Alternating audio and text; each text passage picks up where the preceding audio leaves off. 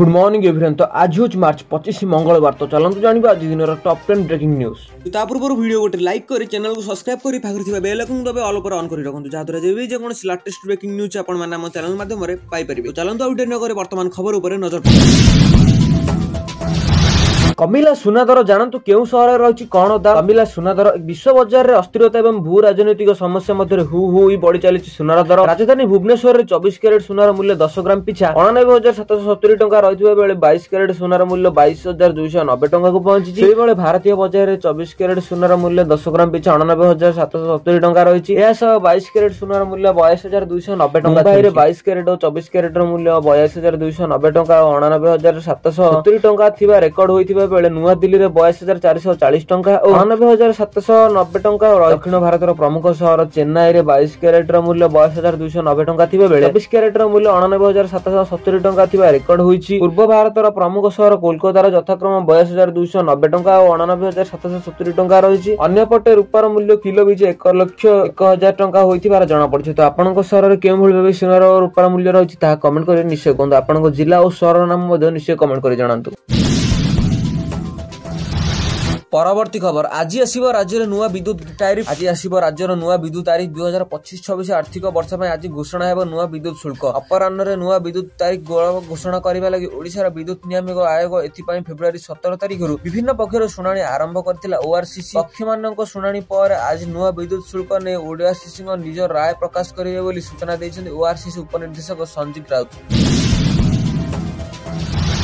परवर्ती खबर घर संपूर्ण भागी मिलिबा आवास योजना। मयूरभंज जिलार काल बैशाखी वर्षा जनित कुआपथर माड़े व्यापक अंचल क्षतिग्रस्त होइछि। रविवार राजस्व विपर्यय परिचालना मंत्री सुरेश पूजारी प्रभावित अंचल गस्त कर विभिन्न परिवार को भेटिबा सह मंगलवार सुधा तुरंत सहायता प्रदान कराजिबो बोली कहिसेंति। प्रथम पर्यायर क्षतिग्रस्त गणमानकु गृह मरामती बाबद 1,20,000 और बासनकुसन किणा बाबद 5,000 टंका प्रदान कराजिबो बोली प्रशासन पक्षरु सूचना मिली। क्षयक्षति आकलन अनुसार सरकारक पक्षरु राज्यर विपर्यय मुकाबिला पांठिर 19,65,10,785 टंका प्रदान करा जायछि। जे माने घर संपूर्ण नष्ट होई जायछि सेमानकु आवास योजना रे गृह जोगाई दिया जेबो। जे मानक आंशिक क्षतिग्रस्त होइछि सेमानकु क्षतिपूरण प्रदान करा जेबो बोली पूजारी सेक्टर गणमाध्यम को कहिसेंति। मंत्री प्रभावित ग्राम गुडिकर परिदर्शन करी विभिन्न लोकक समस्या संबंध रे आलोचना करथिले। सर्वे समय बैंक जमा खाता नंबर आधार नंबर दाखल करथिबा लोकक बैंक अकाउंट रे मंगलवार सुधा अनुदान अर्थ पहुंचेबो बोली कहिथिले। क्षतिग्रस्त अंचल रे पॉलिथिन जोगाई दिया जेबा बेले आश्रय स्थली रे रंधा खाद्य जोगाई दिया जिवो। मंत्री श्री पूजारी रिलीफ कैमेरा आश्रय नैथिबा लोकक सह मिसी भोजन करिवा सह अस्थायी हेलीपैड र स्थिति समीक्षा करथिले। आसंता सुधा गृह मरामती आवश्यकता लुगापटा बासनकुसन पर आर्थिक सहायता जोगाइबा ପାଇଁ मंत्री निर्देश दैथिले। बांगीरी पोसी ब्लॉक र सोरपोसी हाणादा सिल्लपुंजी मणदा मौला बणई और बिसोई ब्लॉक र मुसामारी पुंडीदा खड़मबेढ़ा शारदपड़ा केशरगड़िया आदि स्थान र स्थिति देखि बुलुथिले। एही अवसर रे मंत्री श्री पूजारी कहउचंती जे काल बैशाखी प्रभाव क्षतिग्रस्त घर मरामती आवश्यक क्षतिपूरण जोगाई दिया जिवो। वो संपूर्ण नष्ट होइतिले क्षतिग्रस्त हिताधिकारी को मध्य अंतर्दय आवास योजना रे गृह जोगाई दिया जिवो। एही आवास गृह निर्माण और नगर उन्नयन मंत्री डॉक्टर कृष्णचंद्र मंग महापात्र, जंगल परिवेश जलवायु परिवर्तन मंत्री गणेशराम सिंह खुंटिया, सारसकोणा विधायक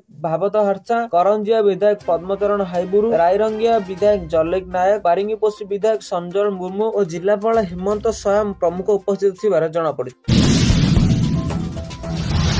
परवर्ती खबर किछि दिनर आश्वस्ति पर आज पुणी बढ़िबो तापमात्रा। सामान्य आश्वस्ति पर कालीठु पुणी जळिबो 6 डिग्री कम बढ़िबो तापमात्रा। काल बैशाखी पर आज उपकूलवर्ती जिला गुड़िकर मध्य किछि अंचल को छाड़ी देले अवशिष्ट राज्य रे पाग सुखिला रहइबो। आसंता 24 घंटा मध्य बालेश्वर भद्रक जाजपुर केन्द्रापड़ा कटक एवं जगतसिंहपुर रे किछि अंचल रे बिजुली घड़घड़ी सह बस्ता हेबार संभावना रही। एथिपई उपरोक्त जिला गुड़िकर पाणीपाग केन्द्र पक्षरु येलो वार्निंग जारी करा जायछि। अन्यपटे पश्चिम झड़ अपसर जाइथिबारु आजिठु पारद उपरमुआ हेबो। आगामी 4 रु 5 दिन मध्य राज्यर विभिन्न अंचल सर्वाधिक तापमात्रा 4 रु 6 डिग्री पर्यंत वृद्धि पाइबार संभावना रही। फल दिन और रातिर गुळुगुळी अनुभूत हेबो बोली पाणीपाग विभाग पक्षरु पूर्वानुमान करा जायछि। सेपटे काल बैशाखी व्यापक क्षयक्षति होइथिबा सूचना मिली। काल बैशाखी वर्षा पवन रे व्यापक क्षति पर ग्राउंड बुलुछन्ती मंत्री। मयूरभंज जिला बांगीरपोषी प्रभावित अंचल रे जाई स्थिति अनुध्यान करिसन्ती राजस्व मंत्री सुरेश पूजारी और नगर उन्नयन मंत्री कृष्णचंद्र महापात्र। बांगीरपोषी रे विभिन्न प्रभावित अंचल रे पहुंचिबा पर लोकक सह आलोचना करिसन्ती। क्षतिग्रस्तଙ୍କୁ क्षतिपूरण देबा ପାଇଁ प्रतिश्रुति भी दैसन्ती मंत्री बोली कुआ जायछि। परवर्ती खबर चिटफंड क्षतिग्रस्त पाइबे टंका सूचना देले मुख्यमंत्री चिटफंड टंका फेरस्त नहीं आसिबो नुआ निर्देशावली प्रस्तुत करछन्ती नुआ सरकार ए नै गृहरे उत्तर लिखिथिले मुख्यमंत्री मोहन चरण माझी 97,474 हिताधिकारी टंका फेरस्त होईछि हिताधिकारी 45,69,00,000 टंका दिया जाय अवशिष्ट जमाकारी मानक फेरस्त पई तुरंत पदक्षेप निया जाउथिबार जणा पड़िछि।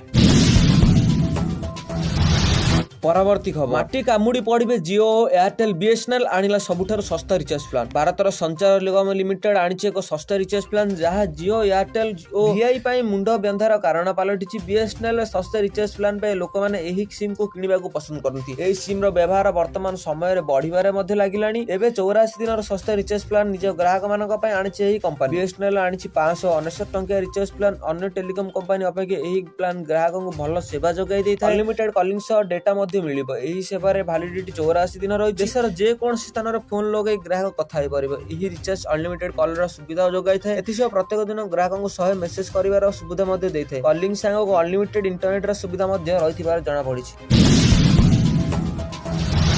परवर्ती खबर चीन भरोसा भारतर चाषी मात्र 2 मासरे होइछि एतिकी सारा आमदान चीन भरोसा भारतीय चाषी चीन सारा पठाइला भारत चाष करिबो कारण भारतर चीन थारु एते मात्रा रे सारा आमदानी करूछि जे एहा देखिले ठीक एपरि मन हेउछि भारतर चलित आर्थिक वर्ष रे फेब्रुआरी सुद्धा चीन रु 8.47 लाख टन रो डाई अमोनियम सल्फेट आ सारा आमदान करिछि ए सूचना सरकारक तथ्यरु मिलिछि चलित आर्थिक वर्ष फेब्रुआरी सुद्धा भारत रे मोट 44,19,000 लाख टन डीएपी आमदानी करथिबा बेले सेतिरु केवल चीन थारु 19,77% सारा आमदानी होइछि गत आर्थिक वर्ष भारत में मोट 55.67 लाख टन डीएपी आमदानी करथिले जोंथिरे चीन रो आमदानी 22.38 लाख टन थिला यूरिया पर डीएपी होछि भारतर द्वितीय सर्वाधिक व्यवहृत होतिबा सार तेणु भारतर चीन व्यवहृत रूस साउथ अरब मोरक्को एवं जोर्डान रु मध्य डीएपी आमदान करा जाउथिला चलित रबी ऋतु पई डीएपी सारार घर उपलब्धता 52 लाख टन रो अनुमान आवश्यकता अधिक थिला एथि मध्ये 48 लाख टन डीएपी बिक्री होई सारिछि मार्च 11 सुद्धा भारत रे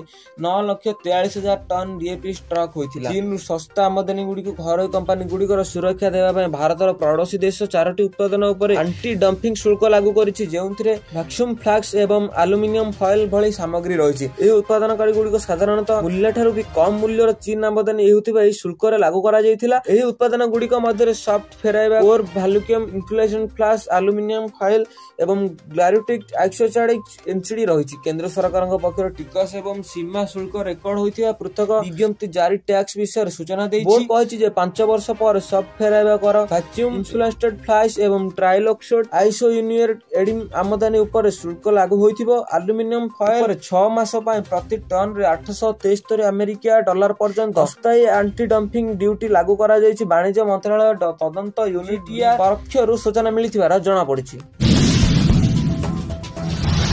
परवर्ती खबर पियाज रप्तानी शुल्क हटाइले सरकार पियाज ऊपर 20% रप्तानी शुल्क शनिवार केंद्र सरकार हटाई देइछन्ति एहा द्वारा पियाज चाषी को रप्तानी को आश्वस्ति पाइबे कारण देशर पियाज महजूद परिमाण बढ़िबा और दर ह्रास पाइथिबा रप्तानी शुल्क हटाइबा पई चाषी और रप्तानीकारी दाबी करथिले हेले एप्रिल 1 रु कार्यकारी हेबो बोली राजस्व विभाग विज्ञप्ति जारी करिछि मंडी को आशा अनुसार रबी फसल आसीबा पर मंडी एवं खुचुरा मूल्य ह्रास पाइछि गत वर्ष सामान्य समय अनुसार तुलना रे चलित वर्ष पियाज दर अधिक थिले मध्ये सर्वभारतीय हाराहारी मूल्य 48% ह्रास घटिछि सेहिपरि गत गोटिए मासरे सर्वभारतीय हाराहारी खुचुरा मूल्य रे 10% ह्रास घटिछि अन्य पक्षरे देशर चाहिदा अनुसार गच्छित पियाज परिमाण यथेष्ट वृद्धि पाइछि तेणु पियाज ऊपर थिबा रप्तानी शुल्क हटाइबा पई चाषी और रप्तानीकारी सरकारक निकटरे दाबी करथिले विश्व बजार रे भारतर यार बजार अंश हराइबा एवं 2 सप्ताह मध्ये हाराहारी मूल्य 2270 टंका प्रति क्विंटाल को 1420 टंका ह्रास पाइबा पई व्यवसायीक मध्ये चिंता बढ़ाइबा रप्तानी शुल्क बातिल करा जायथिबार जणा पड़िछि।